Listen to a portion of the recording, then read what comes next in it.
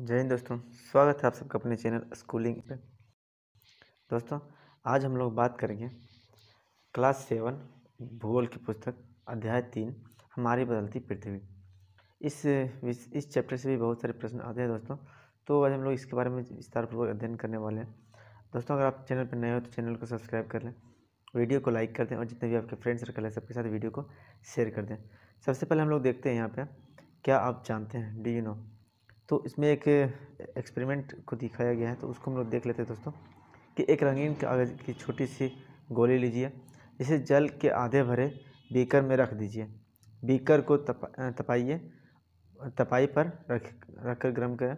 जल जल जो है गर्म होने पर आप देखेंगे कि गर्म जल की परतों के साथ कागज़ की गोली ऊपर उठती है। ठीक है, देख सकते हैं यहाँ पे एक्सपेरिमेंट के द्वारा यहाँ पे दिखाया गया। और ठंडे पानी की परतों के साथ साथ ये गोली नीचे बैठती है।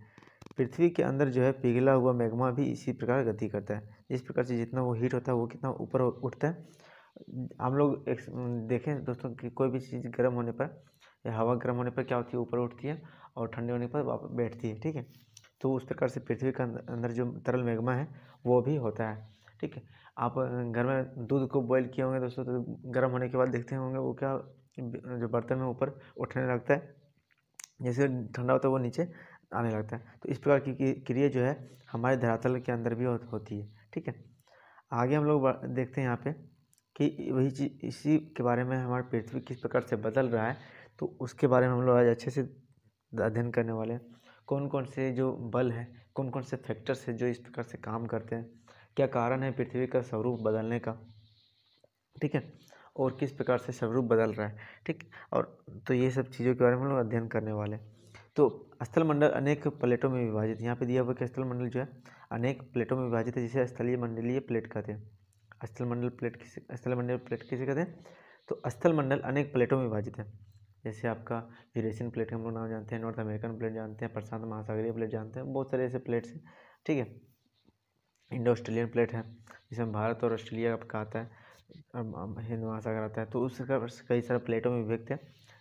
अब यह जानकर आश्चर्य होगा कि प्लेट हमेशा धीमी गति से चारों तरफ घूमती रहती है। प्लेट किससे गति करती है, तो धीमी गति से। इसकी गति कितनी है, तो प्रत्येक वर्ष कुछ मिलीमीटर लगभग, प्रत्येक वर्ष कितना, कुछ मिलीमीटर के लगभग यह गति कर रहा है चारों तरफ। ठीक है, पृथ्वी के अंदर पिघला हुआ मैग्मा में होने वाली गति के कारण ऐसा होता है। पृथ्वी के जो अंदर मैग्मा है, जो मैग्मा पिघला हुआ मैग्मा है दोस्तों, उसके कारण ये पृथ्वी जो प्लेट है वो गति करते हैं। पृथ्वी के अंदर पिघला हुआ मैग्मा एक वित्तीय रूप में घूमता रहता है। किस रूप में घूमता है, तो वित्तीय रूप में, सर्कल रूप में, जैसे कि क्रियाकलाप 1 में दर्शाया गया है। ठीक है, आगे देख रहे हैं दोस्तों, प्लेटों की गति के कारण पृथ्वी का सतह का परिवर्तन होता है। प्लेट जो है उसमें गति होता है, तो उसके कारण क्या होता है, पृथ्वी का सतह जो है परिवर्तन होता है। पृथ्वी की गति को उन बलों के आधार पर विभाजित किया जाता है। पृथ्वी की जो गति है उन बलों के आधार पर विभाजित किया जाता है कि कौन सा जो बल है वो कहाँ उत्पन्न हो रहा है। ठीक है, जिस कारण ये गति उत्पन्न होती है। ये पृथ्वी के आंतरिक भागों में घटित होते हैं, जिसे अंतर्जनित बल या एंडोजेनिक फोर्स कहते हैं। पृथ्वी धरातल के अंदर जो है जो बल की उत्पत्ति होती है और जो कार्य करते हैं उसको हम लोग अंतर्जनित या फिर एंडोजेनिक फोर्स कहते हैं। ठीक है, जो बल पृथ्वी की सतह पर उत्पन्न होते हैं उसे बहिर्जनिक या एक्सोजेनिक फोर्स कहते हैं।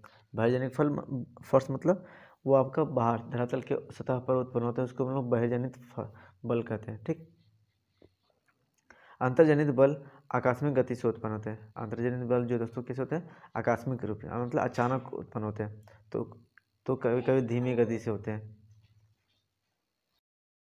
तो आगे बढ़ते हैं दोस्तों, भूकंप एवं ज्वालामुखी जो है इसी आकस्मिक गति के कारण पृथ्वी सतह पर अधिक हानि होती है। भूकंप और जो ज्वालामुखी है यह आपका एक प्रकार का अंतर्जनित बल है दोस्तों। ठीक है, यह आपका धरातल के अंदर उत्पन्न होता है। ठीक, आकस्मिक गति होने के कारण पृथ्वी सतह को सबसे ज़्यादा हानि पहुंचाता है भूकंप और ज्वालामुखी, है ना। तो आगे बढ़ते हैं, हम लोग देखते हैं यहाँ पे एक चित्र दिया हुआ है। उससे पहले हम लोग देखते हैं स्थल मंडलीय जो प्लेट है वह क्या होता है। तो यहाँ पे दिया है, भूपर पट्टी में अनेक बड़ी एवं कुछ कठोर समान आकार की प्लेटें होती हैं जिन पर महाद्वीप एवं महासागर टिकी है। जो धरातल हम लोग देख सकते हैं दोस्तों, वह आपका एक प्लेट पे है, ठीक है। भूपर पट्टी में अनेक कुछ बड़ी और छोटी कठोर प्लेटें हैं। समान आकार नहीं है दोस्तों, ठीक है। प्लेटें हैं जिन पर महाद्वीप एवं महासागर टिकी है। तो इसी में संचलन होता है, इसी में प्रवाह होता है दोस्तों, ठीक है। यही गति करती है, तो जिसके कारण भूकंप और ज्वालामुखी आता है। अब यहाँ पे भूकंप पृथ्वी की गतियों के बारे में दिया हुआ है। पृथ्वी के गतियों स्थल रूपों का विकास करने वाली कौन कौन सी गति है उसके बारे में दिया हुआ है, तो हम लोग यहाँ पे देखेंगे, ठीक है। तो ये सबसे पहले पृथ्वी की गतियाँ, यहाँ पे अंतर्जनित बल, ठीक है। यह है आपका बाह्यजनित बल।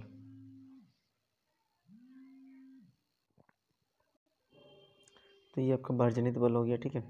यह अंतर्जनित और बाह्यजनित बल, ये दो मुख्य कारक है दोस्तों धरातल पर, धरातल और धरातल के अंदर जो स्वरूप है पृथ्वी का, जो हमारा बदलते स्वरूप है उसमें परिवर्तन करने के लिए। तो सबसे पहले है अंतर्जनित बल। यह आपका दो प्रकार का होता है। पहला है आकस्मिक बल, दूसरा है पटल विरूपण बल, ठीक है।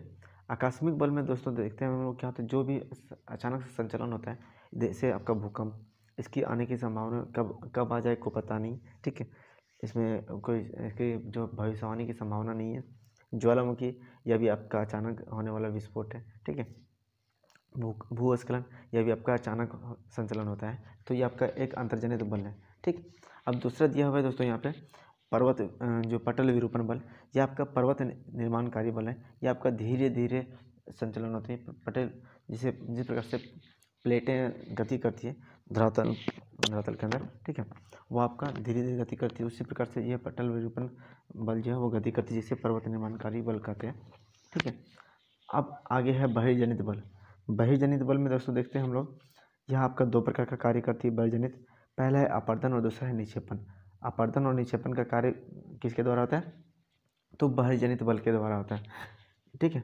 नदी, बहता जल और पवन, समुद्री तरंग, हिमनद, यह आपका एक अंतर्जनित बहिर्जनित बल का उदाहरण है, ठीक है। आपका नदी जो बहता जल है, पवन है, समुद्री तरंग है, हिमनद है, यह आपका बहिर्जनित बल का उदाहरण है।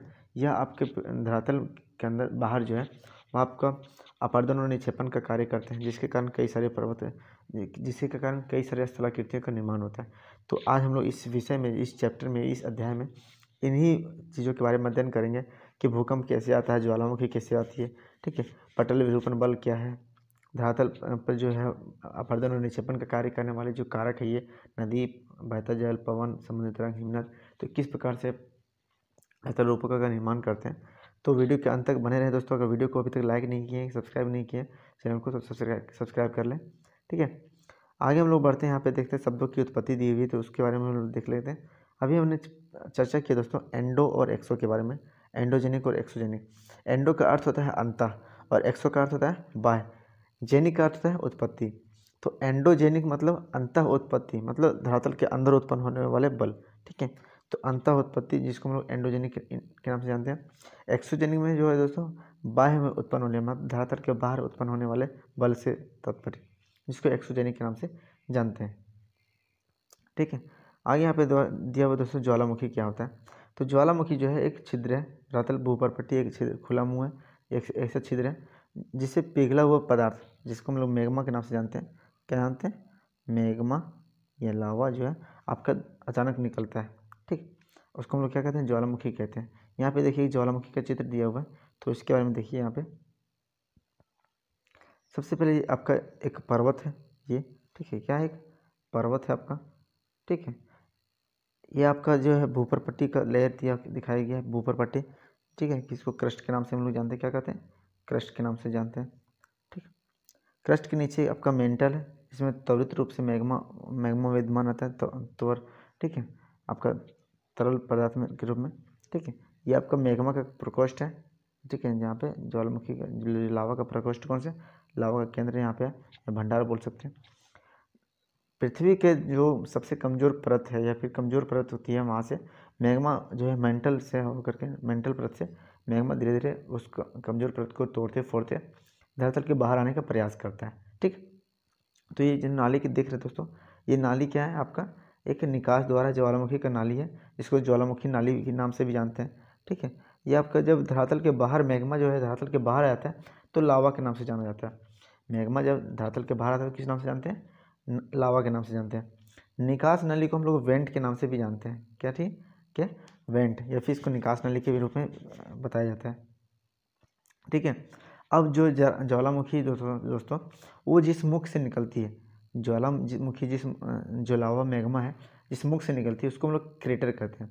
ठीक है, क्या कहते हैं? क्रेटर कहते हैं। क्रेटर में जो दोस्तों पानी भर जाने पर इसको हम लोग क्रेटर झील के नाम से भी जानते हैं, क्रेटर झील।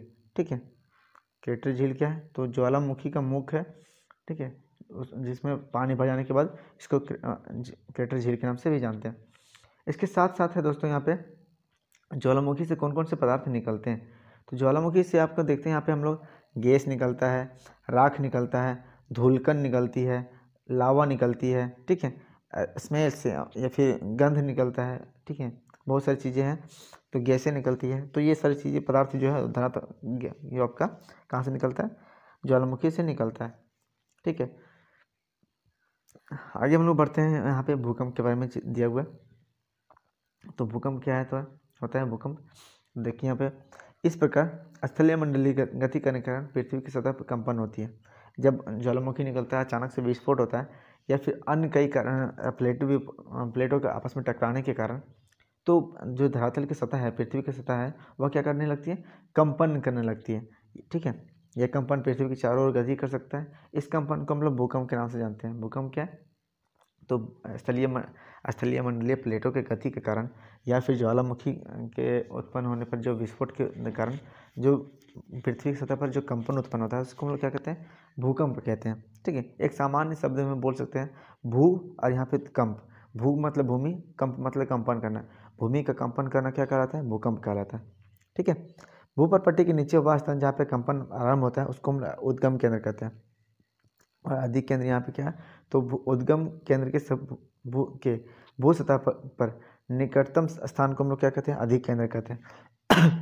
तो दोस्तों भूकंप जो आपका अधिक केंद्र हो गया और आपका उद्गम केंद्र, इससे भी प्रश्न पूछा गया है भूकंप से। ठीक है, तो इसको याद रखेंगे। तो भूकंप क्या है? उद्गम केंद्र क्या है? तो जहाँ पे भूकंप उत्पन्न होता है, ठीक है, जहाँ पे भूकंप उद्गम होता है उसको हम लोग उद्गम केंद्र कहते हैं।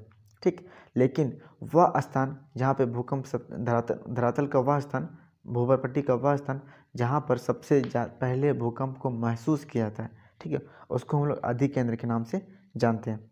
यह आपका अधिक केंद्र जो है वह उद्गम केंद्र के सबसे नज़दीक होता है। ठीक है, यह उद्गम केंद्र के 90 डिग्री पर होता है। ठीक है, कोण पर होता है। अधिक केंद्र से कंपन बाहर की ओर जो तरंगों के रूप में गमन करती है। ठीक है, अधिक केंद्र से जो दोस्तों है वहाँ पे जो कंपन होता है, कंपन क्या होता है? बाहर की ओर तरंग के रूप में गमन करते हैं। ठीक है, अधिक केंद्र के निकट सर्वाधिक सबसे ज़्यादा हानि होती है, क्योंकि ये सबसे ज़्यादा नज़दीक होता है, सबसे ज़्यादा प्रभाव इस पर पड़ता है अधिक केंद्र पर, इसलिए सबसे हानि ज़्यादा कहाँ होगी? अधिक केंद्र पर होगा। एक अधिक केंद्र से दूरी बढ़ने के साथ भूकंप की तीव्रता में कमी होती है। अधिक केंद्र से जैसे हम लोग आगे बढ़ते हैं, दूरी बढ़ती जाती है, वैसे वैसे हम लोग क्या होता है, आपका जो नुकसान होता है या फिर उसके भूकंप की तीव्रता होती है वह कम होती जाती है। यहाँ पे एक चित्र दिया हुआ है भूकंप का, तो इसको भी हम लोग देखेंगे। ठीक है, इस चित्र को हम लोग अच्छे से देखेंगे। देखिए यह क्षेत्र, यहाँ पे भूकंप क्या हो रहा है? उत्पन्न हो रहा है, इसको हम लोग क्या कहेंगे? उद्गम केंद्र कहते हैं। ठीक है, वह स्थान जहाँ भूकंप उत्पन्न होता है, भूकंपीय ऊर्जा का उत्पन्न होता है, यह उद्गम केंद्र कहलाता है। ठीक है, इसके सीधी 90 डिग्री पे, यहाँ पे देख सकते हैं सीधा 90 डिग्री पे है क्या? आपका अधिक केंद्र। यह जो उद्गम केंद्र का है सबसे नज़दीक वाला पॉइंट होता है। ठीक है, सबसे नज़दीक कौन सा होता है? अधिक केंद्र के, अधिक केंद्र होता है सबसे नज़दीक। ठीक है, सबसे पहले भूकंप का जो झटका वो कहाँ महसूस होता है? अधिक केंद्र में महसूस होता है। सबसे ज़्यादा हानि कहाँ पे होगी? अधिक केंद्र में होगी। सबसे पहले भूकंपीय तरंगें कहाँ पहुँचेंगी? अधिक केंद्र में पहुँचेगी। सबसे नज़दीक वाला केंद्र कौन सा है? तो आपका अधिक केंद्र है। ये प्लेट सीमा है दोस्तों। ठीक है, ठीक है, अब यहाँ देख सकते हैं जो तरंगे हैं आपका क्या होती है? भूकंपीय तरंगें सभी दिशा में क्या कर रही है? गति कर रहा है, सभी दिशा में। ठीक है, सभी दिशा में भूकंपीय तरंगें जो है गति कर रही है, और भूकंपीय तरंगें जो गति करती है तो उसका प्रभाव जो तीव्रता है वह अधिक केंद्र से इधर क्या होता है? कम होता जाता है। ठीक है, अब आगे बात करते हैं। यहाँ पे एक नोट दिया हुआ है, उसको भी देख लेते हैं कि भूकंपीय तरंगें 3 प्रकार की होती है। जो भूकंप है आता है तो जो कंपन होता है उससे 3 प्रकार की तरंगें उत्पन्न होती है। कौन कौन सी तरंगे आपके? पी तरंग, कौन सा? पी तरंग, दूसरा है एस तरंग, तीसरा है एल तरंग। PSL, ठीक है। पी तरंग जो है वह आपका अनुदैर्घ्य तरंग होती है। पी तरंग आपका क्या अनुदैर्घ्य तरंग होती है। एस तरंग है अनुप्रस्थ तरंग है, एल तरंग है पृष्ठीय तरंग है, ठीक है। पी तरंगे को इंग्लिश में हम लोग प्राइमरी वेव कहते हैं, ठीक है, प्राइमरी वेव्स, ठीक है। दूसरा है एस तरंगे, उसको सेकेंडरी वेव्स कहते हैं, ठीक है। और तीसरा है एल तरंग है, इसको लैंड वेव के नाम से भी जानते हैं। क्या? लैंड वेव के नाम से भी जानते हैं पृष्ठीय तरंगे को, ठीक। ये आपका यहाँ पे इस प्रकार से दिया हुआ है। आगे हम लोग देखते हैं, यहाँ पे दिया हुआ है भूकंप के बारे में, तो उसको भी हम लोग देखेंगे आगे। यद्यपि भूकंप की जो भविष्यवाणी है वो संभव नहीं है, भूकंप की जो भविष्यवाणी है वह संभव नहीं है, लेकिन हम पहले से तैयार हो तो इसके प्रभाव को निश्चित रूप से कम किया जा सकता है, ठीक है। स्थानीय लोग कुछ सामान्य तरीके, ठीक है, जैसे भूकंप की संभावना का अनुमान लगाते हैं, जैसे जानवरों के व्यवहार का अध्ययन करके, तालाबों में मछली की उत्तेजना को अध्ययन करके, और सांपों का धरातल पर आ जाना। जो बिल में रहने वाले जीव जंतु हैं वो सभी क्या जाते हैं, धरातल पे आ जाते हैं। तो ये आपका एक सामान्य सा एक माध्यम है जिसके माध्यम से हम लोग भूकंप की जो आने वाली स्थिति है उसको हम लोग पता लगा सकते हैं, ठीक है।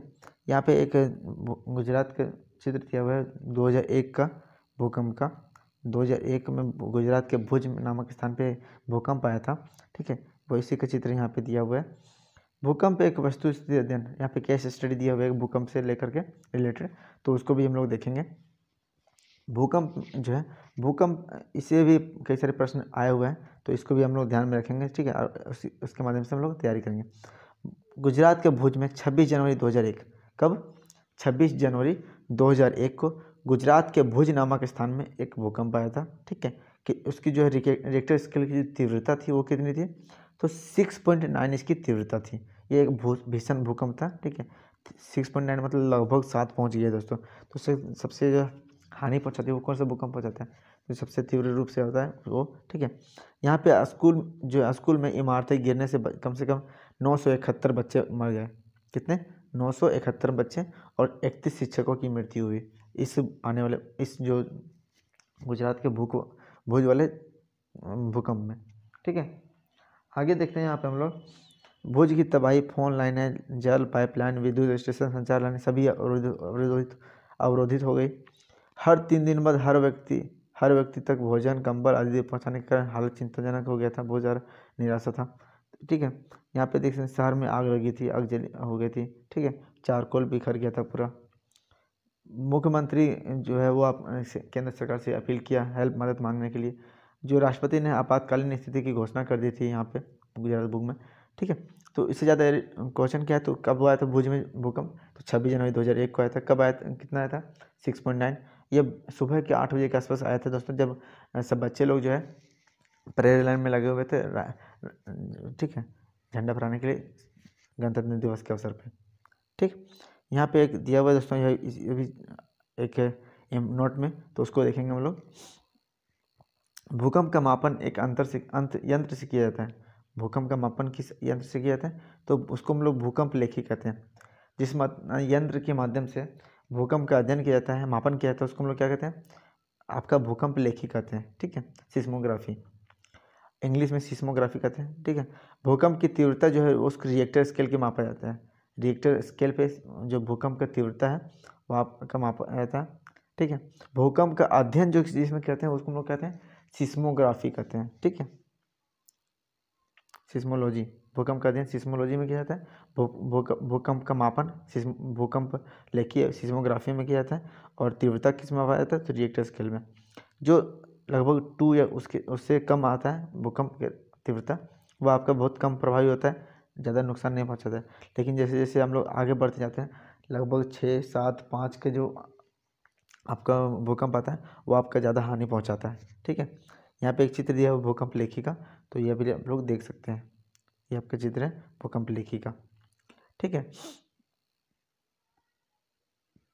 आगे यहाँ पे भूकंप से बचाव की तैयारी दिया हुआ है कि किस प्रकार से हम लोग भूकंप के बचाव की तैयारी कर सकते हैं। और इसका हम लोग प्रचार प्रसार अपने बच्चों, अपने क्लास में, अपने आसपास पड़ोस में, ठीक है, समाज में कर सकते हैं। भूकंप बचाव की तैयारी। भूकंप के दौरान कहाँ आश्रय लें? तो सुरक्षित स्थान कौन सा होगा आपका?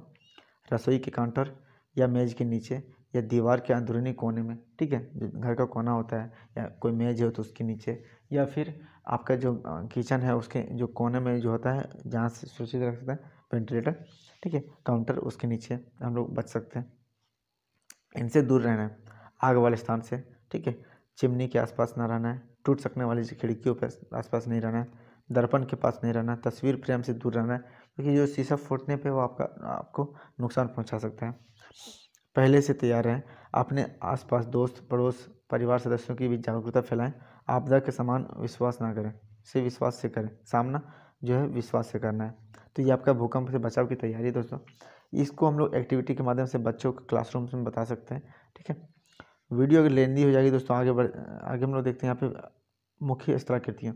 हम लोग नेक्स्ट जो वीडियो है उसमें हम लोग मुख्य स्थलाकृतियाँ, नदी के कार्य, पवन के कार्य और हिमनद के कार्य, तरंगों के कार्य को देखने वाले, उनसे बनने वाली स्थलाकृतियाँ कौन कौन से उसके बारे में हम लोग देखेंगे। तो वीडियो में नेक्स्ट वीडियो के लिए आप लोग इंतज़ार करें। अगर वीडियो अगर अच्छी लगी हो तो वीडियो को लाइक कर दें, कमेंट करें और सब्सक्राइब कर लें, ठीक है। चैनल को सब्सक्राइब कर दें ताकि कोई भी नोटिफिकेशन, और बेल आइकन को प्रेस कर दें ताकि कोई नोटिफिकेशन आपसे छूट न जाए। और आप लोग टेलीग्राम चैनल से नहीं जुड़े तो टेलीग्राम चैनल स्कूलिंग एजुकेशन से जुड़ जाइए, वहाँ पे आपको सारे PDF नोट्स भी वहाँ पे प्रोवाइड किए जाएंगे, ठीक है। तो जय हिंद, जय भारत।